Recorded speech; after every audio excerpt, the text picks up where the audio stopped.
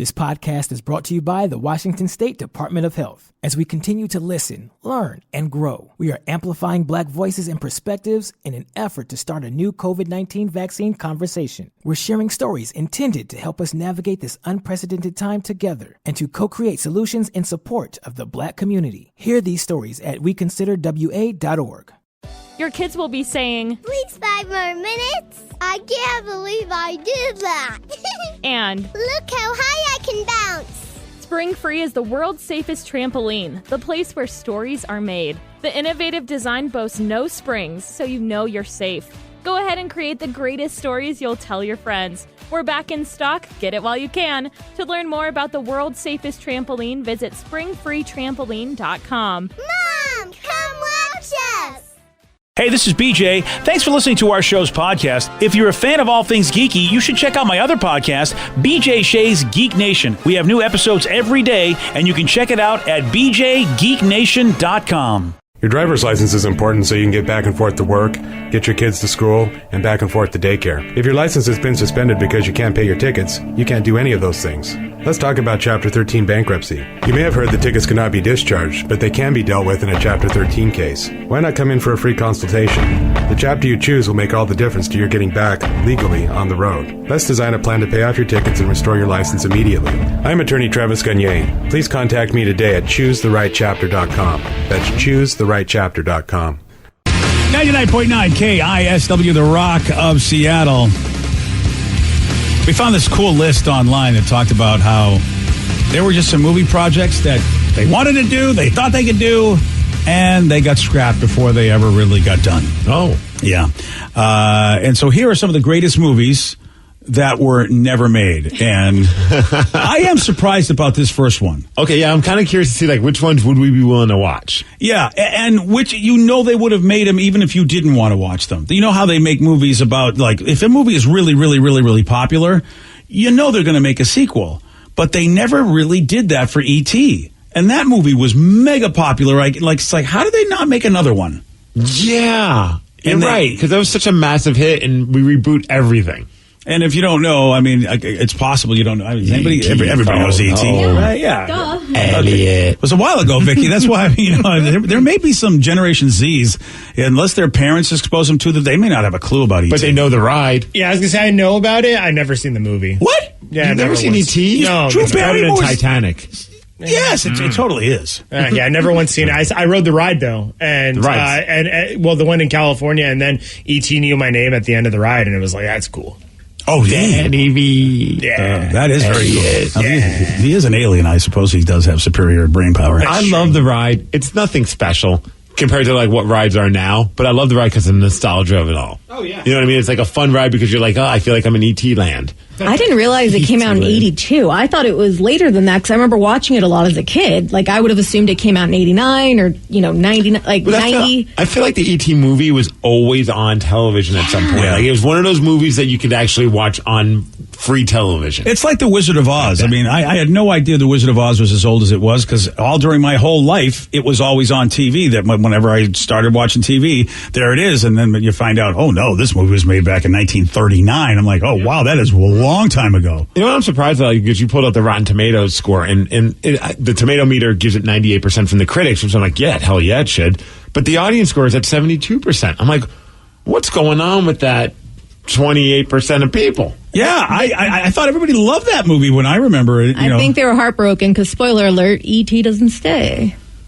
No, he doesn't. He did phone home, and eventually, that's what happened. It's not like he got whacked. Yeah. No, but it's like they don't get to stay together. Well, I mean, what are we going to keep watching the movie for the rest of your life? Like, at some point, they got to be buddies forever, and then eventually, become a buddy cop movie. That will be the sequel. What if they bring it back now? E.T. 2. No. Well, they did try to do it back in 82. They tried to do ET2 Nocturnal Fears, but get this. Nocturnal Fears? Yeah, this is, now you understand what... ET2 Nocturnal Emissions. Oh, yeah. Wow. Well, that's ET After Dark.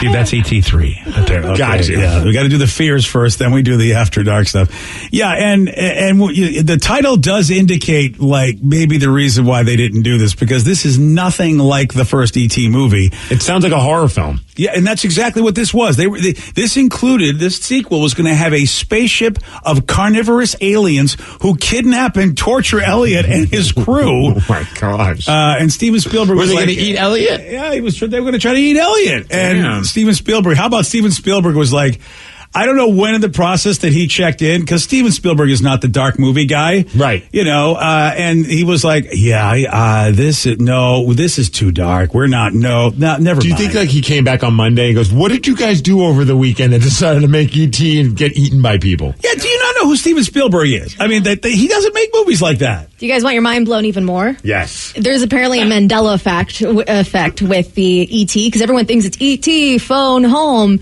It's always been ET home phone. Oh, really? Yeah, it's not just did phone ET home. Yeah, it's ET home phone. Sounds stupid. Though. Wow. Right. Is that what he actually says in the movie? Yeah.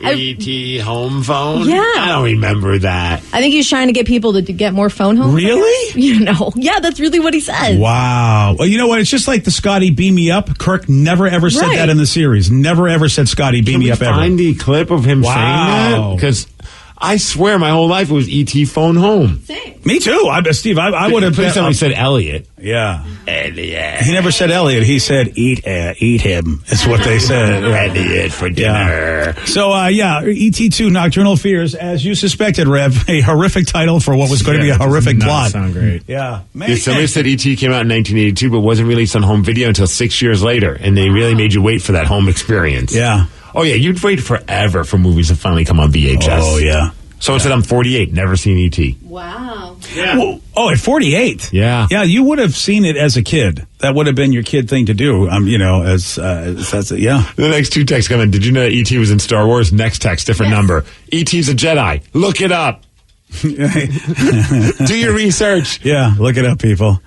Here's another movie that we knew was at least wanted to be, one dude wanted this to happen because he wanted to play the character, and that is Superman Lives. It was going to be in the 90s, and this one was going to be done. Tim Burton, of course, who did the Batman early movies, the first Batman movies, he was going to direct this. Kevin Smith, of course, buddy of the show, everybody knows Kevin, he was writing part of it, and all that exists that never got done is Nick Cage's test footage because he was going to play the Man of Steel.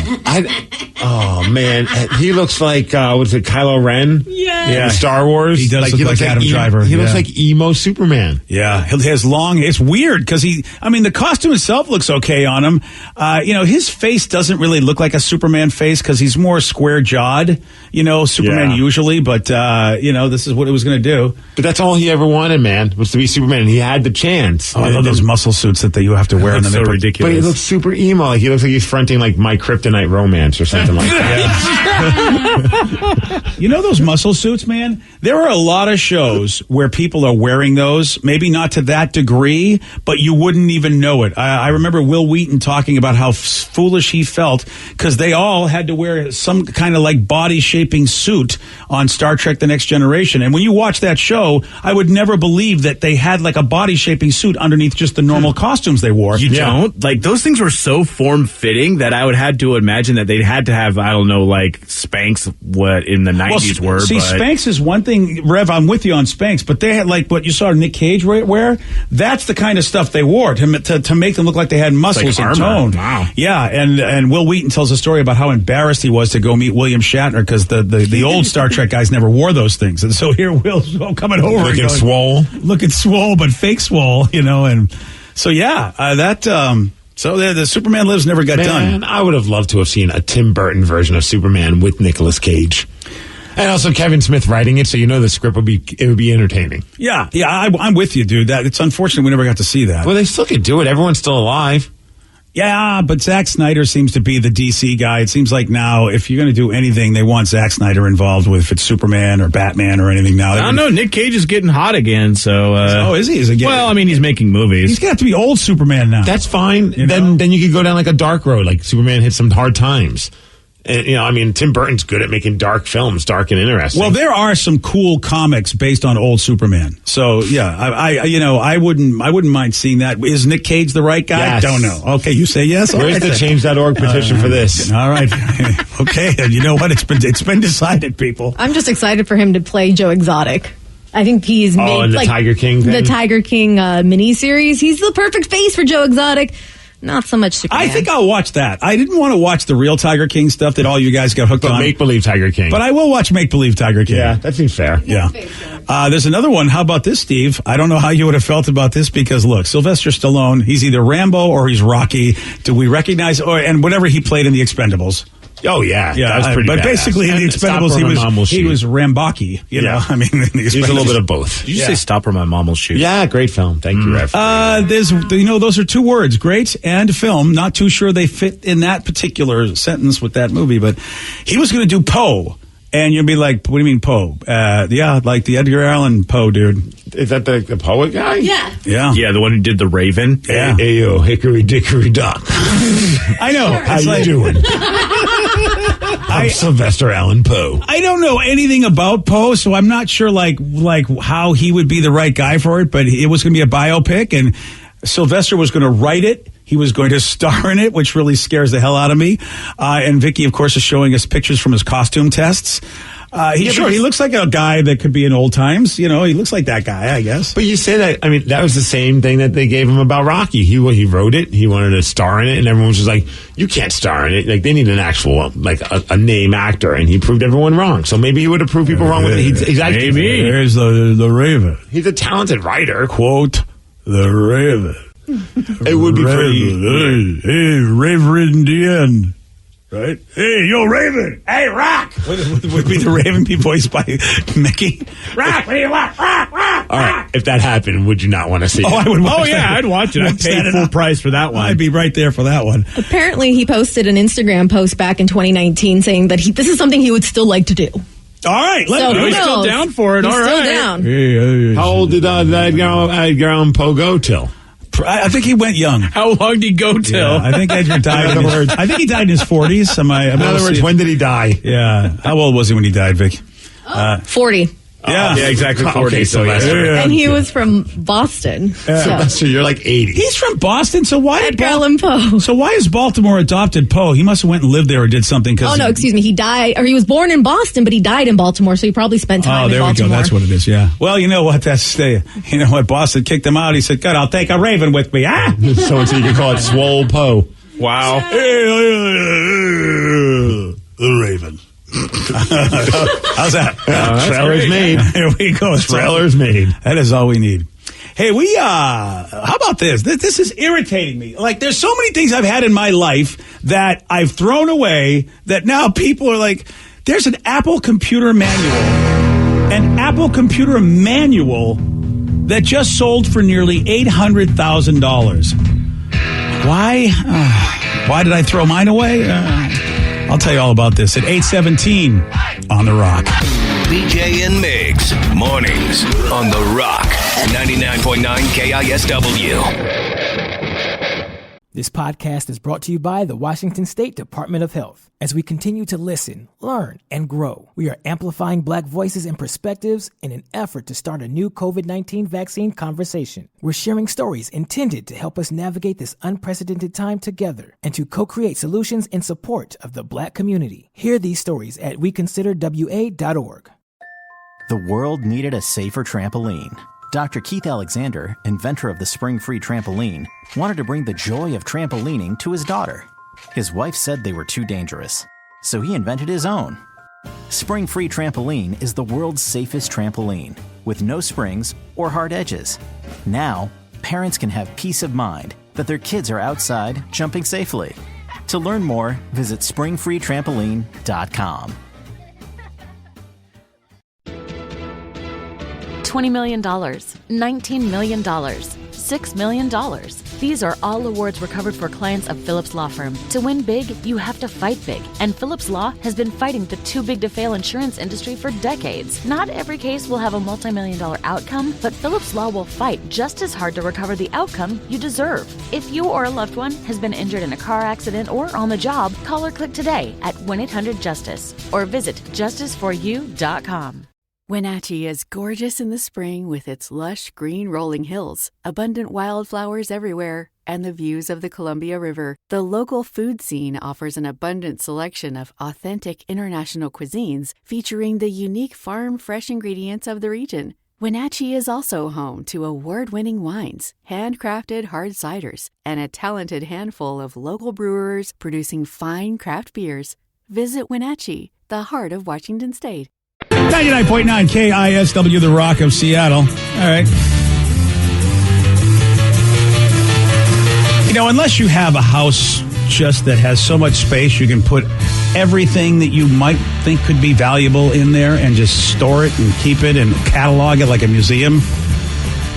You know, I don't know how you think you can be a collector and make any money if you don't do it that way. Right. Because the random things that you see that go for big money, like I would never think a computer manual, an Apple computer manual, could go for almost $800,000. I would never even think, I should hold on to this. The hell are they telling you in there? They have like recipes and stuff? No, I'm kidding, of course. I'm looking at that. I forgot what the Apple II looked like, and man, what a trip down memory lane when you see it. Because it was back in the day when you used the floppy disk or the cassette deck. That was how you had. Yeah, that's right. You had programs for your computer that were on cassette. So here's the thing. I had this. Oh, you did? I'm pretty sure we had the Apple. Because I know we had the Commodore, but I'm not sure if it looks so familiar. Either I had it or my uncle had it. Yeah, and I would have called you a loser because obviously back in those days, nobody had. Well, I mean, look, we were all PC snobs. They act like you still call me a loser. That's a good point. Nothing has changed. But you would have been the winner because I think the reason why this thing is so valuable, number one, co-founder Steve Jobs, he signed it. Oh, okay, that's why. He's no longer alive. Yeah. But I mean, look, a lot of people sign a lot of things and you still go, who cares? It's signed. I don't care. But it is, I think, because how many Apple II computers are even out there or manuals that you'd even know? Because I never would think of buying an Apple in those days. It was a joke. You always bought PC. A manual to my lawnmower. I'm never going to think to hold on to that because maybe one day it's worth something. And I mow lawns. I don't need this manual anymore. And as a kid, I always thought the Apples were like the Cadillac of computers because those were the only computers we had at our school. Yeah, same. So I always thought those were the best Not realizing they were like the cheaper ones. Right? And that's, when you're 7 or 8, you're like, whoa, I can play the Oregon Trail on this? Yeah, it's hard to... Right? And not to get in an argument because I know we got computer geeks that'll go deep. So, Vicky, you may be right. They may have actually been the Cadillac of computers, but really PC was much more ubiquitous. People argue that Windows was just merely a stealing of Apple's system itself. And so we can get on that hairy road. But the idea is that people just didn't buy as many Apple computers as they bought PC computers. Right. And therefore that manual I'm sure is just not out there. And of course, it's the autograph that's making it worth. That's for sure. He could have probably signed something else and it would have been maybe not worth as much because it's also the uniqueness. Because I think about, do I have any unique autographs? Like, that's a unique autograph to have. Yeah, the autograph said, quote, Julian, your generation is the first to grow up with computers. Go change the world. And he wrote that. Steve Jobs. Julian is this guy whose name is Julian Brewer, who's the son of Mike Brewer. And Mike had negotiated exclusive distribution rights for Apple products in Britain and later became the first managing director of Apple UK Ltd. So Julian probably did okay for himself in life. Yeah, but he got him enough money. He was just some little chump kid that his dad said, here's a computer. We're going to be using this because we're British and we're doing it. And, Steve was like, hey, Julian, here you go. Bop, bop, bop. And now it's $800,000. And plus you said Julian was already working for Apple being a star. Well, his dad was at least. Now Julian's a star. Oh, now he's a star. So he's probably doing okay financially. Yeah. Or is he that he needed to give up something for $800,000? Yeah, because wow. And they say that you're right, Steve. They say it was rare for Steve Jobs to sign anything. So that's probably what really makes this super is the fact that Steve didn't give autographs. Sometimes my parents still have our working Apple II. Wow. It's still working. What are you working. using it for, though? What can you use it for now? To keep the time? I mean, what else would you... Just turn it on and say, look, it's still working. All right, power it off. Yeah. I mean, maybe a cut and paste word processor? What? Is it compatible with any Apple devices? That means your parents just refuse to embrace technology. Yeah, they're still rocking an Apple II. Yeah. So do you have anything that's like a unique autograph? Because I think a unique autograph. The first thing I could think of is when we had Bobcat Goldthwait in studio, and it's one of my favorite little interactions with him. While we were in a break, I whipped out my Shakes the Clown DVD. Because I love Shakes the Clown. It's one of my all-time favorite movies. I just think that movie is so damn funny. A story about an alcoholic clown that's at odds with the coke-addicted clown. And then there's a mime that they all hate that's Robin Williams. Yeah. And they all try and commit beat downs on the mimes because the clowns hate the mime. It's so stupid, but it's such a funny movie. Florence Henderson's in it in a very interesting scene. Mm. The whole thing is just out there. And I brought it out and I'm like, oh, he's going to think I'm so cool. And I remember him looking at me and goes, I'm like, yeah, it's like one of my favorite movies. And he looks at me and just goes, why? And I was like, I don't know. I just think it's awesome. It's like, okay. And I'm like, can you autograph? And he signed it, Dear Steve, Hail Satan, Bobcat. Nice. I will never get rid of that DVD, even though I don't have a DVD player. Oh, that's funny. I think the biggest one that I have, and I think I've told the story on air, was when Colin Hanks came into Hot Topic one time, and I didn't realize it was him, but he had me get a hat down from the hat wall, and it fell, and it almost hit him, but I jumped up and grabbed it. Like a stud you are. Yeah, and then I realized I realized who he was, and I was like, can you sign something? So he put, nice hat grab, Colin Hanks. Yeah, it's awesome. Yeah, I was like, this is cool. I have that somewhere. Because you know that's unique to you and only you, unless someone else saved them from a hat falling on them. I don't think they did. Chances are no. Yeah. See, I think Sarah, and she's not here today, Sarah's got the coolest one because David Koechner sent her an action figure, Champ Kind action figure, and basically commented about how they both look like they had a stroke with their smiles. Like from your mouth buddy or something like that, which is very odd if you don't know that's the so story. weird.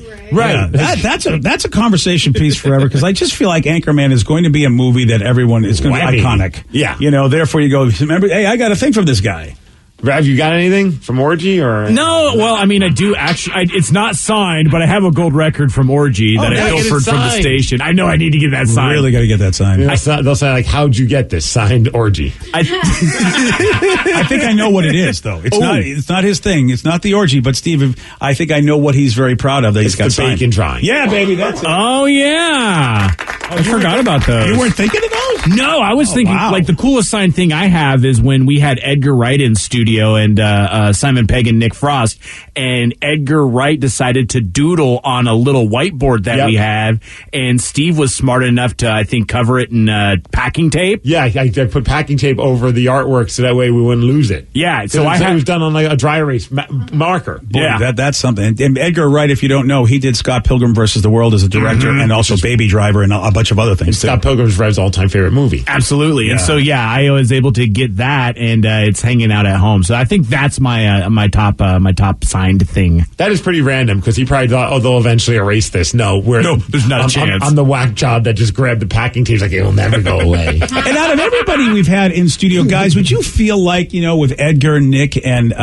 Simon that they genuinely liked us? They genuinely seemed like really liked us. Yeah, I mean, people are cordial. Oh, did you really? With a passion. All right. I don't know. Edgar Wright follows me on Twitter, so yeah, Edgar went and begrudgingly, I bet he hooked up our podcast and said, "I want you to do an interview for this movie that I'm producing," and he came in studio and everything just for the podcast that the Geek Nation podcast. I really think they like us, Steve.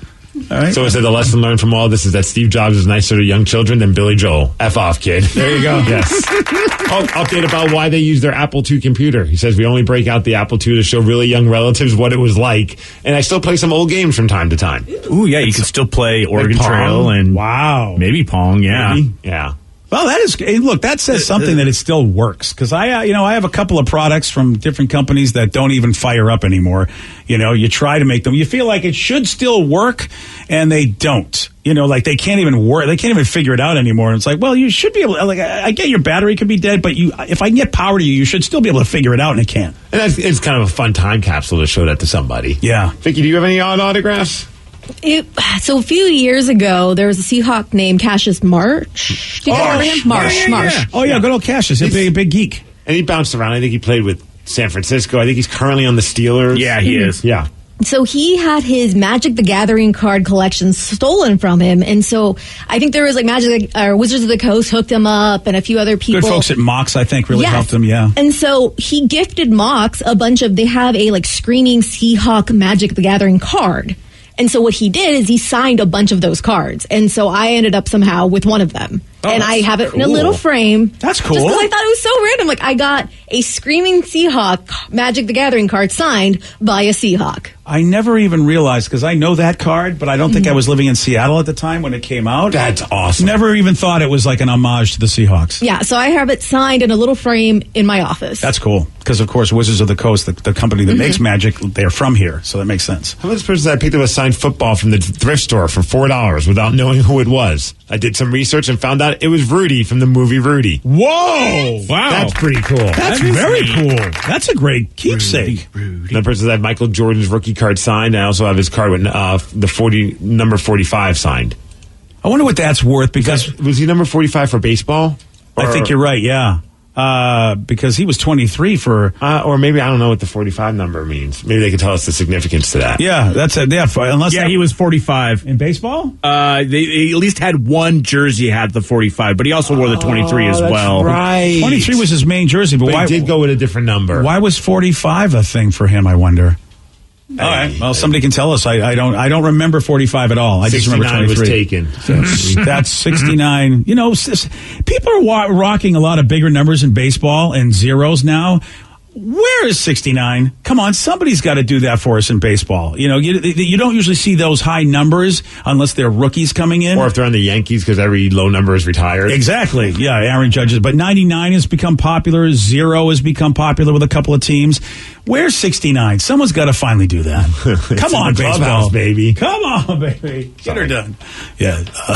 Nice. Yesterday, Steve, he did get this one right. Who is the lead singer of Limp Bizkit? Fred Durst. Yes. My hero. Wow, you're very proud of yourself, Fred. Dad vibes, baby. Dad vibes. He's your hero? I didn't know that. Well, one of them. Okay. All right. It's good to have heroes. You want a shot at beating Steve? You've got it. 206-421-ROCK. We're playing Beat Migs. We'll do that at 8:47 on The Rock. Today's podcast was brought to you by Travis Gagne, bankruptcy attorney. He's here right now and has agreed to answer more of your questions about bankruptcy. Here's a question from a listener. My house is currently in foreclosure. I've stopped making payments. What can I do to save my house? If you're already in foreclosure behind on your mortgage, you can stop the foreclosure by filing a bankruptcy. There's different types of bankruptcy. Chapter 13 can help you catch up on your house payments if you're behind. It would mean that you'd have to start making your house payments again and catch up on the amount that you're behind over 5 years. You could also take off or strip off your second mortgage, which would help you to reduce your housing payment every month, especially once you're done with the plan and done catching up on your first mortgage. We could also try to buy you some time by filing a Chapter 13 case. Filing a Chapter 13 would definitely stop your foreclosure. Thanks, Travis. If you have more questions about bankruptcy, you can reach out to Travis anytime at ChooseTheRightChapter.com. That's ChooseTheRightChapter.com. And thanks for listening. This podcast is brought to you by the Washington State Department of Health. When we think about the COVID-19 vaccine hesitancy in the Black community, let's remember, it didn't happen by chance. It's justified in history. But the will to change the narrative is strong today, and our people are lending their voices to the conversation. We're sharing our stories and the reasons that made us choose the vaccine so we can lead the way for others to make a well-informed choice too. To hear our stories, visit hereforuswa.org. $20 million, $19 million, $6 million. These are all awards recovered for clients of Phillips Law Firm. To win big, you have to fight big. And Phillips Law has been fighting the too-big-to-fail insurance industry for decades. Not every case will have a multi-million-dollar outcome, but Phillips Law will fight just as hard to recover the outcome you deserve. If you or a loved one has been injured in a car accident or on the job, call or click today at 1-800-JUSTICE or visit justiceforyou.com.